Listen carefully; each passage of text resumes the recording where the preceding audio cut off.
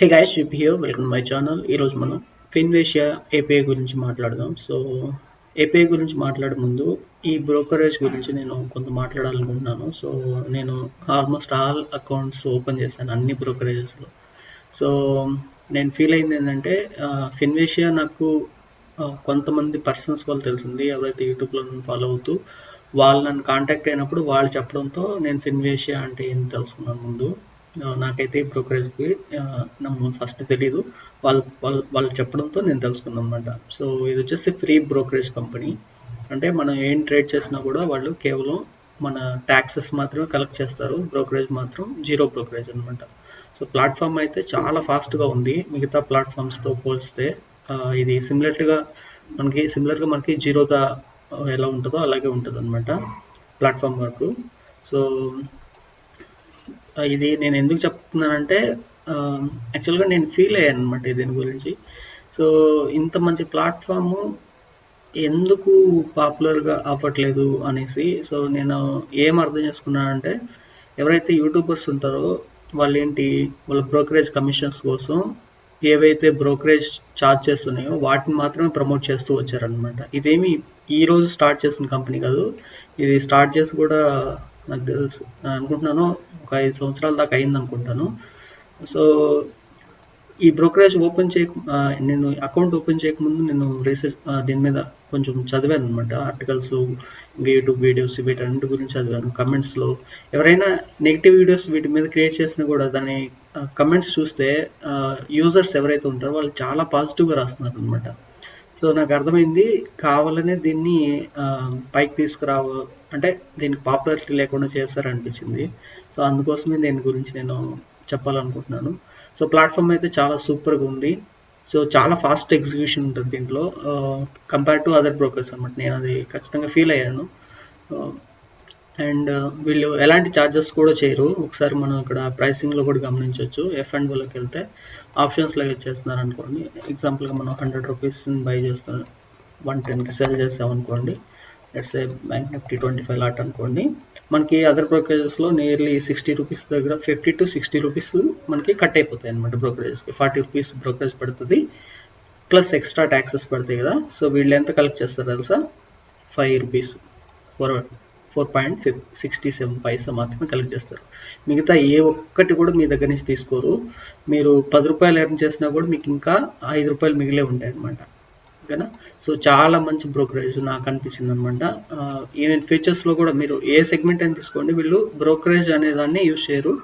వాళ్ళు only collect చేస్తుంది ఈ ట్యాక్సెస్ మాత్రమే అనమాట. ఇక్కడ ఇలా చూపించి రేపటి రోజున కాంట్రాక్ట్స్లో హిడెన్ ఛార్జెస్ అప్లై చేస్తారా అంటే అది కూడా లేదు. నేను డైలీ కాంట్రాక్ట్ నోట్స్ని చెక్ చేస్తూనే ఉన్నాను.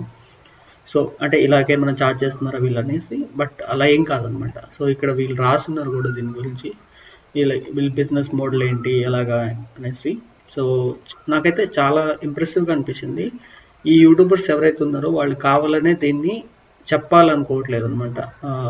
ఎందుకంటే వాళ్ళ బ్రోకరేజ్ కమిషన్స్ మిస్ అవుతారనే ఉద్దేశంతో. సో అది నాకు క్లియర్గా అర్థమైంది. సో ఒకసారి మీరు కూడా ట్రై చేయండి.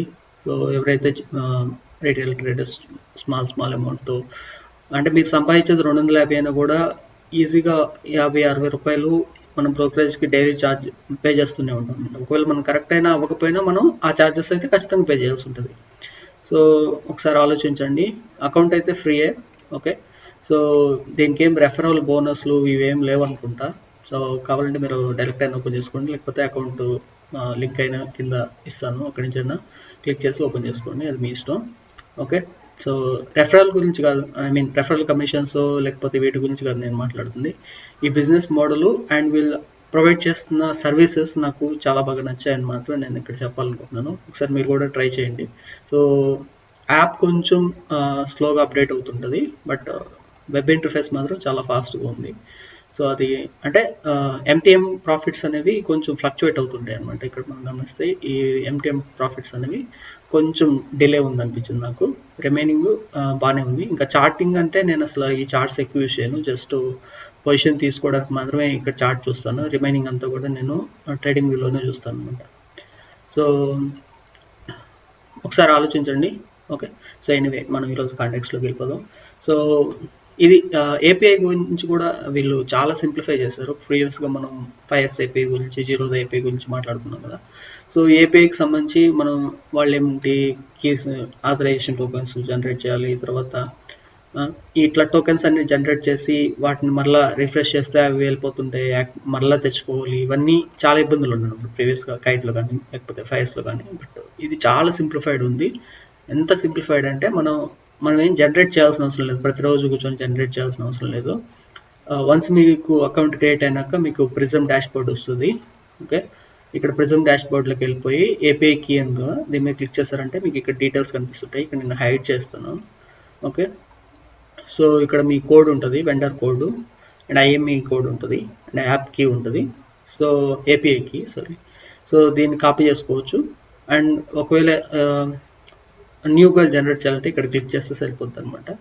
ఓకే, సో దీనికి సపరేట్ డాక్యుమెంటేషన్ అంతా కూడా ఉంది, క్లియర్గా ఇచ్చున్నారు వీళ్ళు. సో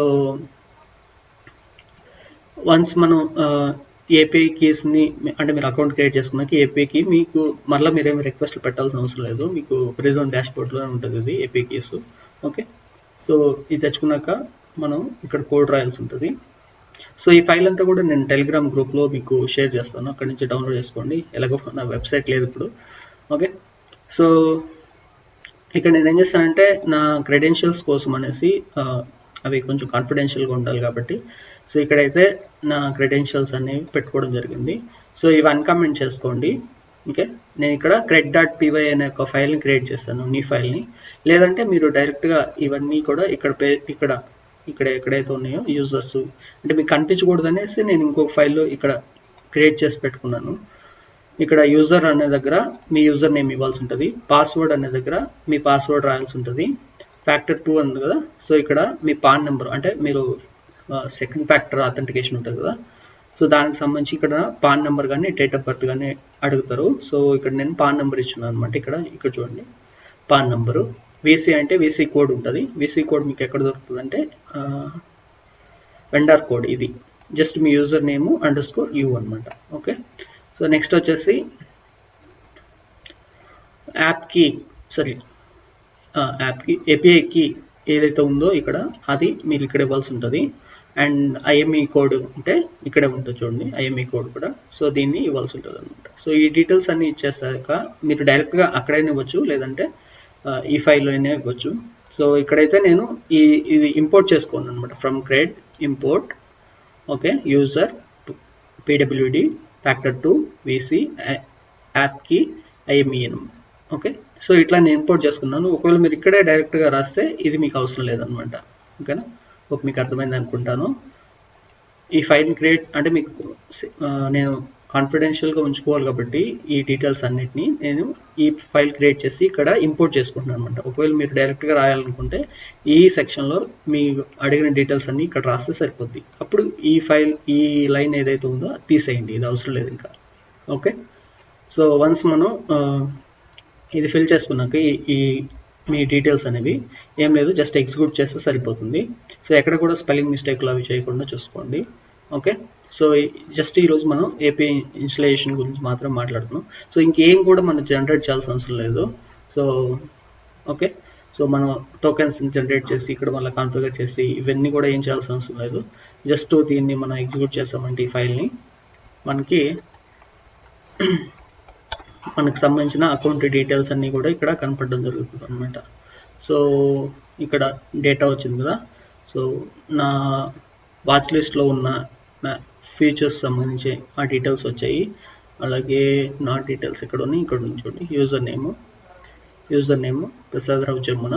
ఓకే, సో ఇట్లా మీకు డీటెయిల్స్ వచ్చాయంటే మీకు కూడా మీరు సక్సెస్ఫుల్గా మీ అకౌంట్ ఏపీఐ కీస్ నుంచి మీరు డేటాని గెట్ చేస్తున్నట్టు అనమాట.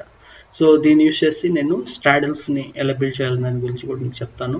ఓకేనా, సో అది అంటే ఒకవేళ మీరు డైలీ స్ట్రాడల్స్ని యూజ్ చేస్తే ఛార్జెస్కి ఎక్కువ మీకు ఉండదు కాబట్టి, ఛార్జెస్ ఏమి ఉండవు కాబట్టి దీంట్లో ఇది బాగా హెల్ప్ అవుతుంది అనమాట.